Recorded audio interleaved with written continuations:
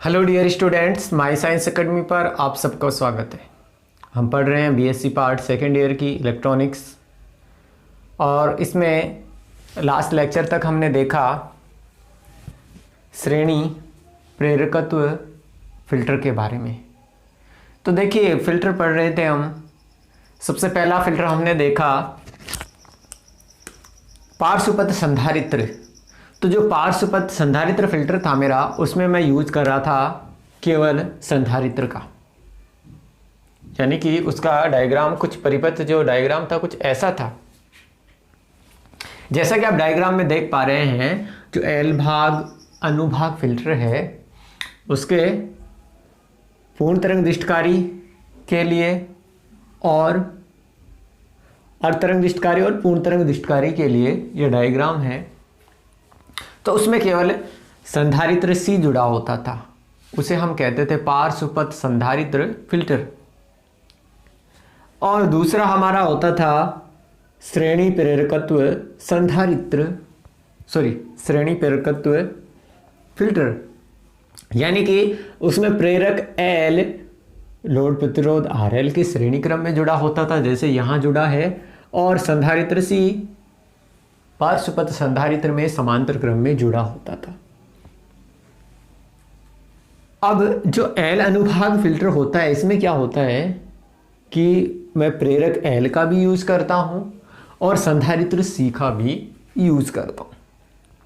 यानी कि जो एल अनुभाग फिल्टर है उसके निर्माण के लिए मैं क्या करता हूं, यानी कि जो एल अनुभाग फिल्टर है उसका मैं निर्माण कैसे करता हूं। एक तो मैं लेता हूं प्रेरक L और एक संधारित्र C। जो मेरा प्रेरक L होता है, ये मेरा जो लोड प्रतिरोध है RL उसके श्रेणी क्रम में जुड़ा होता है, जबकि जो मेरा संधारित्र होता है C, ये लोड प्रतिरोध RL के समांतर क्रम में जुड़ा होता है। यानी कि अब जो इसकी संरचना हो जाती है, इस फिल्टर की संरचना कुछ इस तरह से हो जाती है।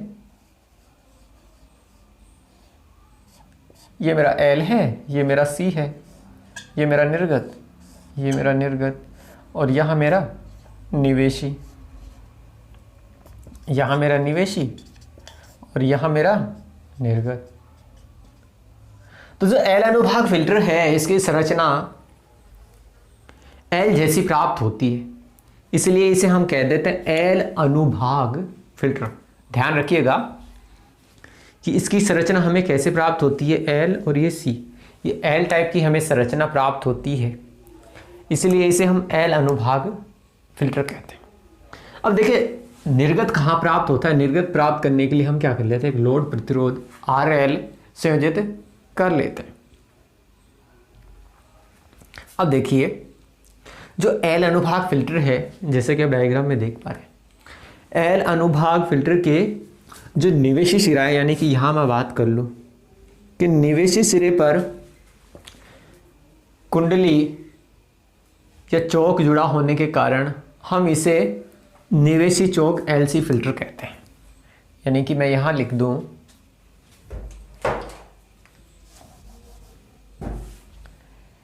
निवेशी चौक फिल्टर।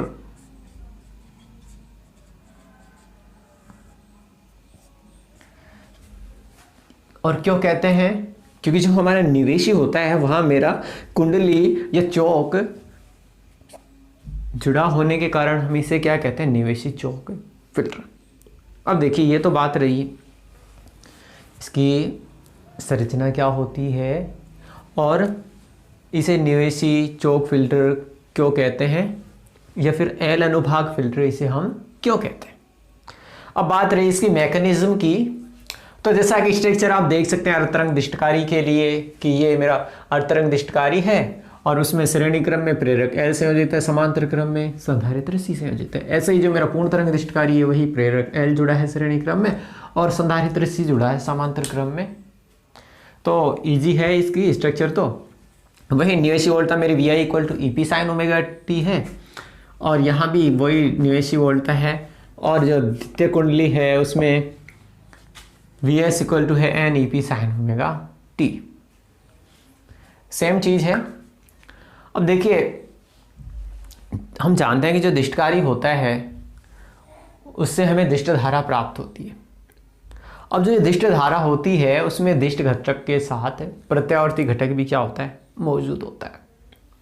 अब ये जो प्रत्यावर्ती घटक है ये मेरा प्रेरक L से गुजरेगा, यानी कि जो मेरा प्रत्यावर्ती घटक प्रेरक L से गुजरेगा। अब जो प्रेरक L है ये क्या करता है, उच्च प्रतिघात उत्पन्न करता है। अब उच्च प्रतिघात उत्पन्न कर रहा है ये प्रत्यावर्ती धारा के लिए, जिसके कारण जो प्रत्यावर्ती घटक है मेरा वो प्रेरक L में से गुजरेगा नहीं। अब प्रेरक L में से गुजरेगा नहीं तो क्या होगा, ये जो प्रत्यावर्ती घटक है प्रेरक L में विद्युत चुंबकीय ऊर्जा के रूप में क्या हो जाएगा, संचित हो जाएगा।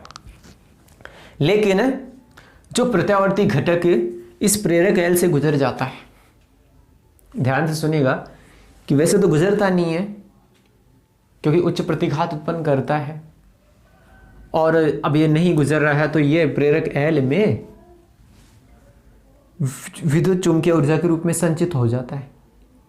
लेकिन जो प्रत्यावर्ती घटक प्रेरक L से गुजर जाता है तो गुजर जाएगा तो वो कहाँ जाना चाहिए, संधारित्र C में। तो उसके लिए संधारित्र C न्यूनतम प्रतिबाधा उत्पन्न करता है। अब न्यूनतम प्रतिबाधा उत्पन्न करता है तो ये संधारित्र C में से प्रवाहित होगा। अब संधारित्र C में से प्रवाहित होगा, इसका मतलब क्या हुआ कि संधारित्र C जो लोड प्रतिरोध की तुलना में न्यूनतम प्रतिघात उत्पन्न कर रहा है, इसलिए इसमें से प्रवाहित होगा। अब संधारित्र C में से जो प्रत्यावर्ती घटक है उसका प्रवाह हो रहा है, अर्थात जो प्रत्यावर्ती घटक है वो संधारित्र C में विद्युत ऊर्जा के रूप में क्या हो जाएगा, संचित हो जाएगा। तो देखिए दो बातें यहां से निकली कि एक तो कि जो प्रत्यावर्ती घटक है उसके लिए जो मेरा प्रेरक L है, यानी जो मेरा प्रेरक L है वो क्या करता है, उच्च प्रतिघात उत्पन्न करता है। आप इसके शॉर्ट नोट्स बना सकते हैं, लैंग्वेज आप लिख सकते हैं कि प्रत्यावर्ती घटक है वो जो प्रेरक L है इसके लिए क्या करेगा, उच्च प्रतिघात उत्पन्न करेगा। अगर ऐसा है कि प्रत्यावर्ती घटक इसके लिए, प्रत्यावर्ती घटक के लिए जो प्रेरक L है उच्च प्रतिघात उत्पन्न कर रहा है तो L में से इसका प्रवाह नहीं होगा, यानी कि ये इसको गुजरने नहीं देगा।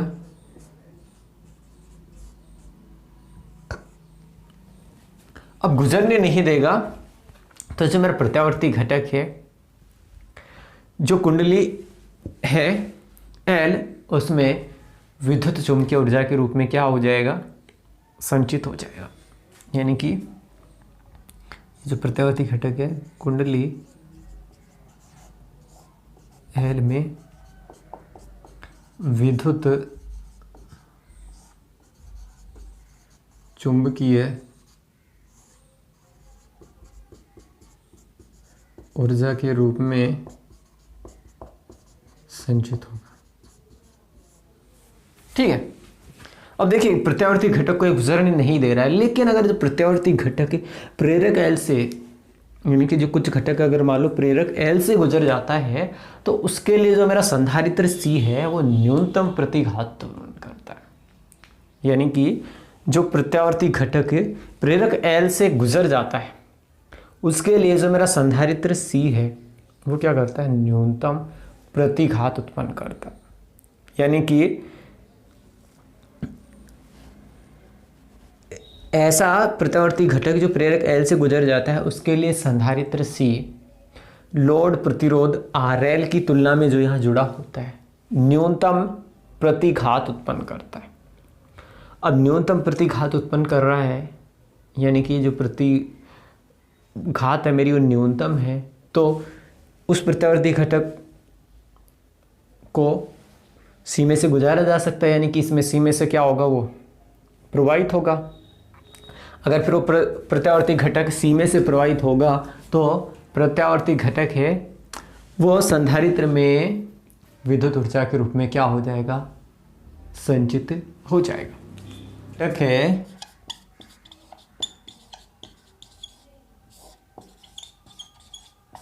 जो प्रत्यावर्ती घटक है इस संधारित्र में से गुजरेगा, यानी कि जो प्रत्यावर्ती घटक प्रेरक एल में से प्रवाहित हो जाता है, तो उसके लिए जो मेरा संधारित्र है न्यूनतम प्रतिघात उत्पन्न कर रहा है। तो ये संधारित्र सी में से प्रवाहित होगा और यानी कि जो प्रत्यावर्ती घटक है संधारित्र सी में विद्युत ऊर्जा के रूप में क्या हो जाएगा, संचित हो जाएगा।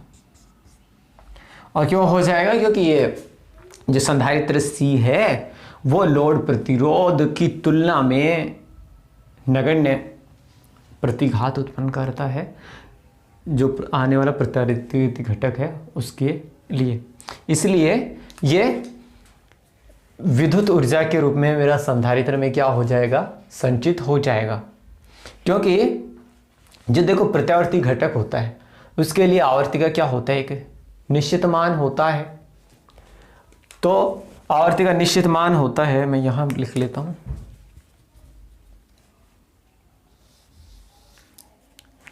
अब देखिए प्रत्यावर्ती घटक को ये क्यों जाने देगा, क्योंकि जो प्रत्यावर्ती घटक होता है उसके लिए जो आवर्ती होती है तो आवर्ती का मान क्या होता है, 0 नहीं होता, यानी कि एक निश्चित मान होता है। और कितना होता है आपको पता है, 50 से 60 हर्ट्ज होता है, यानी कि ये 0 नहीं होता आवर्ती का मान। अगर 0 नहीं होता तो क्या होगा कि इसके लिए जो प्रेरणिक प्रतिघात है उसका मान लोड प्रतिरोध की तुलना में, यानी कि L इज़ ग्रेटर देन होगा RL। और अगर L इज़ ग्रेटर देन है RL तो देखो जो प्रेरणिक प्रतिघात क्या होती है, XL। XL क्या होगा मेरा, XL इक्वल टू होगा ओमेगा L। और अगर ऐसा है कि XL equal to omega L तो यहाँ से क्या होगा कि जो XL इज़ ग्रेटर देन क्या होगा, RL। यानी कि ये लोड प्रतिरोध के तुलना में जो प्रेरणिक प्रतिघात है उसका मान क्या है, अधिक है। अगर ऐसा है तभी तो ये जो प्रत्यावर्ती घटक है इसको क्या नहीं कर रहा है, गुजरने नहीं दे रहा। अब ऐसे ही जो संधारित्र सी है उसके लिए ये लोड प्रतिरोध के तुलना में न्यूनतम प्रतिघात उत्पन्न करता है, यानी कि C इज ग्रेटर देन होता है RL। तो जो मेरा XC क्या होगा, XC होता है मेरा 1/ωc,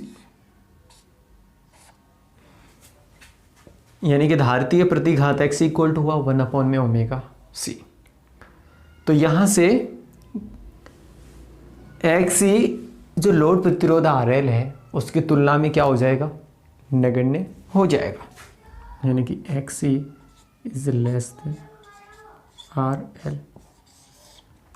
तो हम सीधे से शब्दों में कह सकते हैं कि जो मेरा प्रत्यावर्ती घटक है प्रेरक L में गुजरेगा नहीं और संधारित्र C में से क्या होगा, ये गुजर जाएगा।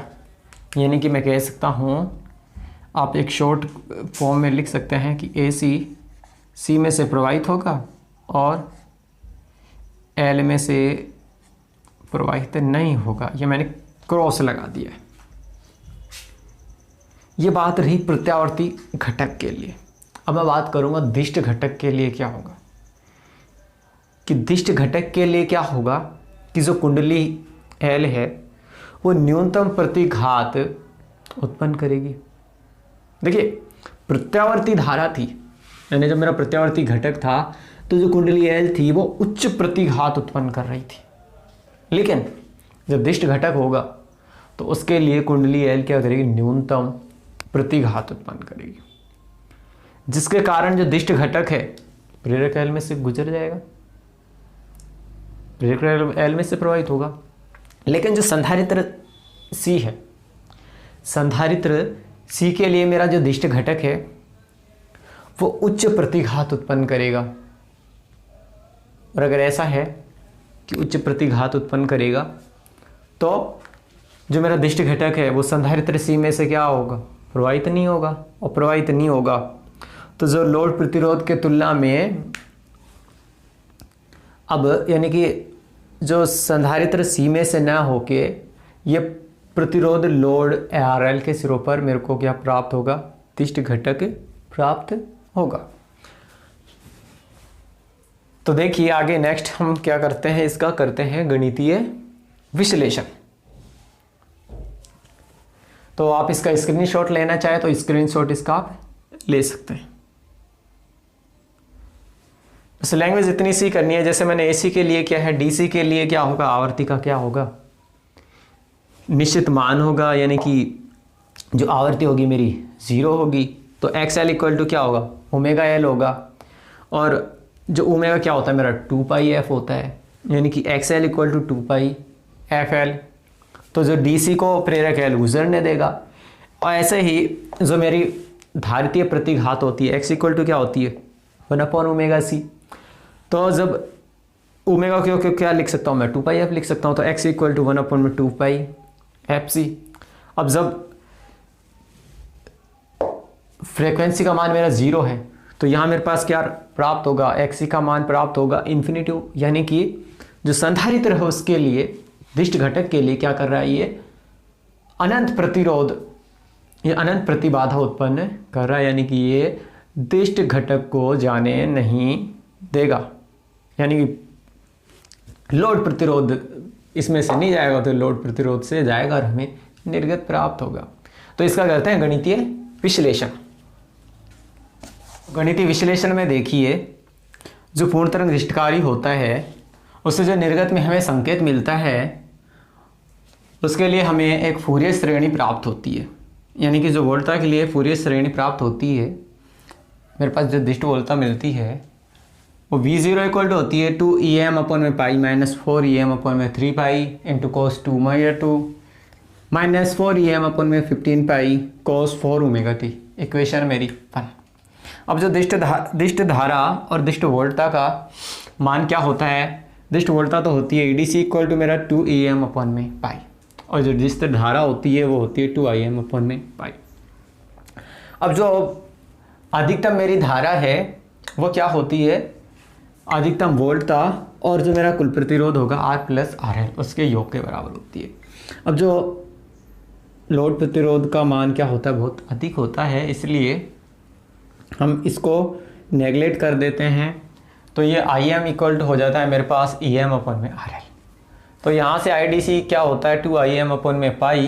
तो Em का मान मैं यहाँ से लिखूँ तो ये मेरे पास आ जाएगा Em/RL और पाई मेरा चल ही रहा है। तो IDC इक्वल टू 2Em/पाई/RL, इक्वेशन मेरी 2 आ जाती है। अब देखिए जो प्रत्यावर्ती घटक होता है, यहाँ से जो मेरी इक्वेशन 1 है, जो इक्वेशन 1 है उससे ये स्पष्ट है कि दिष्टकारी से जो प्राप्त हमें संकेत प्राप्त होता है, यानी कि जो धारा है वोल्टा प्राप्त होती है, उसमें दिष्ट घटक के साथ साथ प्रत्यावर्ती घटक भी होता है। हम कैसे कह सकते हैं, क्योंकि जो प्रत्यावर्ती घटक है समय के साथ बदलता है, दिष्ट घटक समय के साथ नहीं बदलता है। यानी कि वह घटक जो समय पर निर्भर करता है प्रत्यावर्ती घटक, और वो घटक जो समय पर निर्भर नहीं करता दिष्ट घटक कहलाता है। यानी कि ये मेरा दिष्ट घटक, ये मेरा प्रत्यावर्ती घटक, ये मेरा प्रत्यावर्ती घटक। तो देखो प्रत्यावर्ती घटक मैंने ले लिया यहाँ से equal to -4em/3 pi cos, ये वाला कॉस 2 ओमेगा टी। अब इसको मैं यूज़ करूँगा आगे जब धारा का वर्ग माध्य मूल मान, सॉरी वोल्टा का वर्ग माध्य मूल मान निकालूंगा। देखो वर्ग माध्य मूल मान जानते हैं हम कि ERMS क्या होता है, ERMS का स्क्वायर बराबर होता है E का स्क्वायर और इसका 0 से t तक समाकलन। ऐसे ही dt का समाकलन करेंगे हम 0 से t के मध्य। तो देखिए यहाँ से E square RMS equal to dt का लूँगा तो यहाँ t आएगा, तो ये t बाहर आ जाएगा, यानी कि 1/t 0 से t E स्क्वायर, यानी कि इसका मैं कर दूँ वर्ग तो 16 EM स्क्वायर कोस का कोस स्क्वायर 2 ओमेगा टी, 3 पाई का 9 pi square into D T. तो यहाँ तक कोई प्रॉब्लम नहीं होगी। अब देखिए यहाँ कुछ कांस्टेंट है तो उसको मैं बाहर ले सकता हूँ। 16 em स्क्वायर 9 पाई स्क्वायर, ये कांस्टेंट है तो इसको बाहर ले लेता हूँ, तो ये हो गया 16 em स्क्वायर 9 पाई स्क्वायर, और ये टी मेरा चल ही रहा है। यानी कि मैं cos square two omega T का समाकलन लूँगा। अब देखिए जो कोस स्क्वायर ओमेगा टी है इसको मैं तोड़ सकता हूँ क्या, देखिए कि जो मेरा कोस स्क्वायर थीटा होता है उसे मैं लिख सकता हूँ 1 प्लस कोस 2 थीटा अपॉन में 2। ऐसा लिख सकता हूँ क्या मैं कोस स्क्वायर थीटा को 1 प्लस कोस 2 थीटा अपॉन में 2 लिख सकता हूँ क्या? बिल्कुल लिख सकता हूँ। तो मैंने यही किया है, यहाँ 1 प्लस कोस 2 थीटा, यानी कि थीटा का मान मेरा है 2 ओमेगा टी, कोस 2 थीटा यानी कि 4 ओमेगा टी अपॉन में 2, ये मेरा अपॉन में 2 था जिसे मैंने बाहर ले लिया है, यानी कि इसको मैं लिख दूंगा, फिर इसका क्या समाकलन होगा 0 से t तक। तो देखिए वही 1 का समाकलन यानी कि 1 into D T plus cos 2 theta का समाकलन यानी कि 0 से t कोस 4 omega T into D T. तो यहाँ तक कोई प्रॉब्लम नहीं होगी। अब देखिए यहाँ से 16 em square 9 pi square into D, और ये मेरा अपॉन में 2 चल रहा है। देखो डी टी का समाकलन t आ जाएगा यहाँ से। अब यानी कि डी टी का समाकलन t आएगा, इसकी लिमिट लगाऊंगा मैं तो ये मेरा कैपिटल T आ जाएगा। अब जो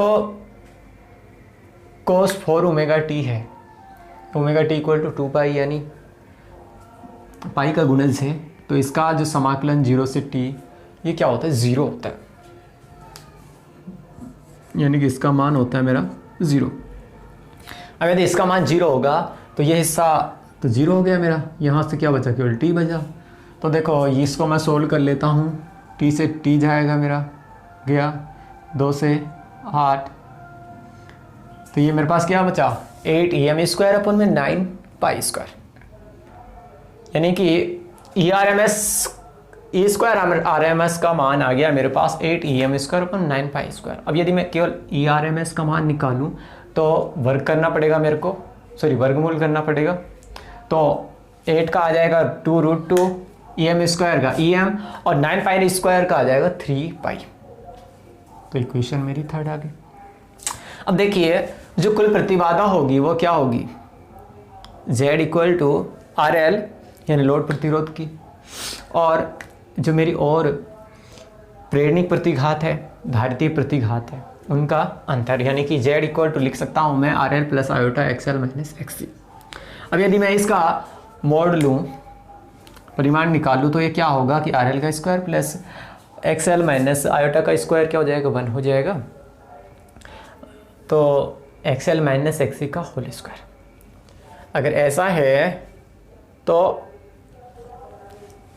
यहाँ से मैं मान लेता हूँ कि जो मेरा लोड प्रतिरोध है वो जो एक्सएल माइनस एक्सी की तुलना में क्या होगा बहुत कम होगा, तो इनका वर्ग भी क्या होगा बहुत कम होगा, यानी कि आरएल को नगण्य मान के छोड़ सकते हैं यहाँ से। तो यहाँ से मेरे पास Z इक्वल टू आ गया एक्सएल माइनस एक्सी। इसी को मैं आगे लिख सकता हूँ, क्या लिख सकता हूँ देखिए, एक्सएल को मैं लिख सकता हूँ 2 ओमेगा एल और एक्सी को मैं लिख सकता हूँ 2 ओमेगा सी। इक्वेशन मेरे पास प्राप्त हो जाती है 4। अब नेक्स्ट मैं निकालूंगा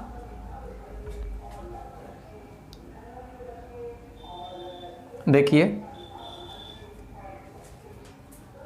इसका आप स्क्रीनशॉट ले सकते हैं।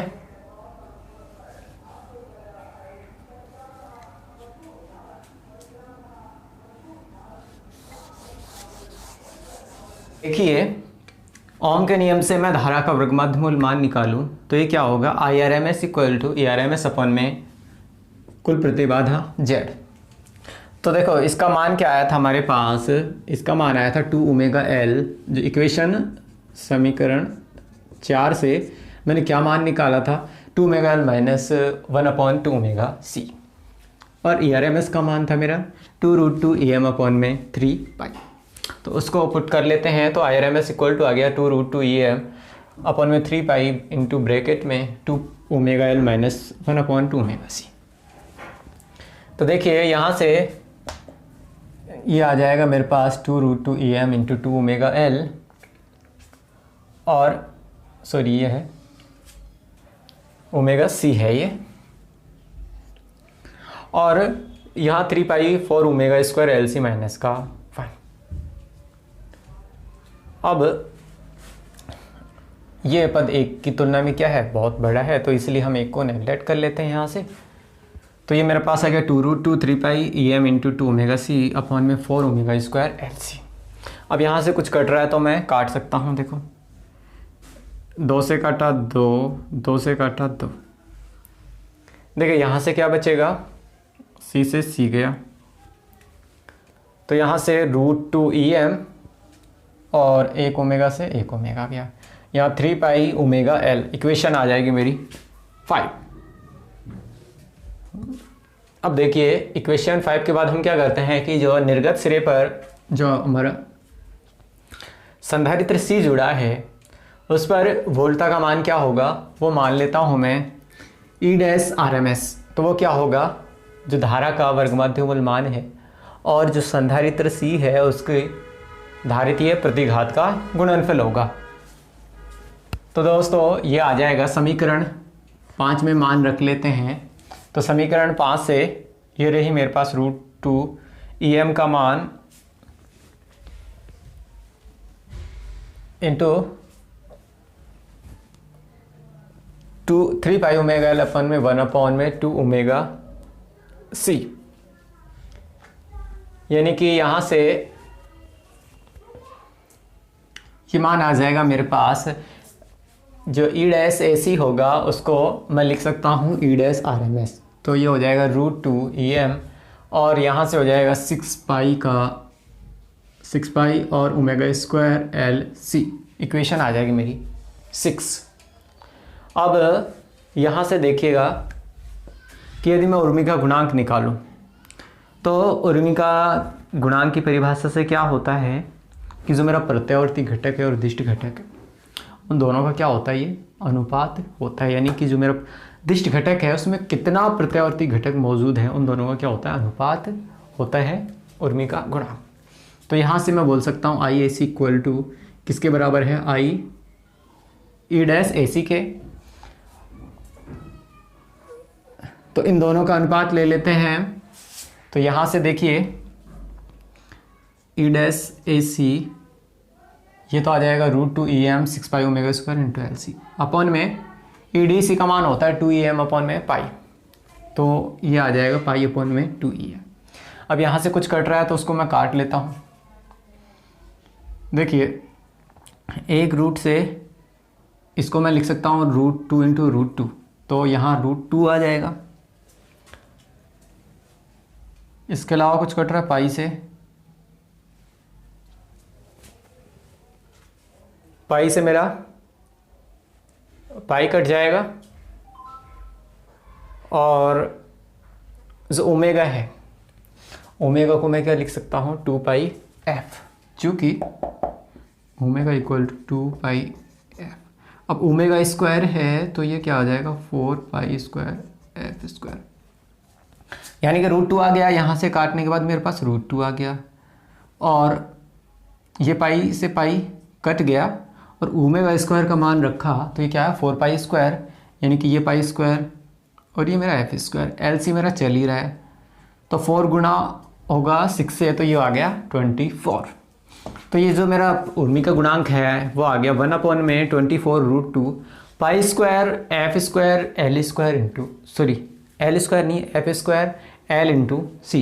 यानी कि यहाँ से आप देख सकते हैं जो उर्मी का गुणांक है वो जो मेरा प्रेरक एल है और जो मेरा धारिता सी है उसका क्या है, व्युत्क्रमानुपाती है। यानी कि जो मेरा प्रेरक एल है उर्मी का गुणांक है प्रेरकत्व के तो क्या है, व्युत्क्रमानुपाती है। ऐसे ही जो मेरा धारिता है उसके भी क्या है, ये व्युत्क्रमानुपाती है। तो इस तरह से हम एल सेक्शन फिल्टर के लिए गणितीय विश्लेषण कर सकते हैं और ये मैंने किया था पूर्ण तरंग दिष्टकारी के लिए। तो पूर्ण तरंग दृष्टिकारी के लिए सबसे पहले हमने क्या माना था कि इससे प्राप्त जो निर्गत संकेत होता था उसके लिए हमने समीकरण लिखी थी, वोल्टा की हमने समीकरण लिखी थी। फिर उसके बाद में हमने क्या किया था, जो वोल्टा का वर्गमाध्य मूल मान निकाला था, और जब हमारे पास वोल्टा का वर्गमाध्य मूल आ गया था मान, फिर हमने कुल प्रतिबाधा निकाली, और कुल प्रतिबाधा के बाद हमने निकाला धारा का वर्गमाध्य मूल मान, और धारा के वर्गमाध्य मूल मान के बाद फिर हमने क्या किया, हमने निकाला जो निर्गत सिरा है उस पर प्राप्त वोल्टता का मान, और लास्ट में फिर हमने निकाला इससे भूमिका गुणांक का मान। तो इस तरह से आप इसका गणितीय विश्लेषण कर सकते हैं। तो आप इसका स्क्रीनशॉट ले सकते हैं। तो आपने मेरे को पेशेंस से सुना, इसके लिए धन्यवाद।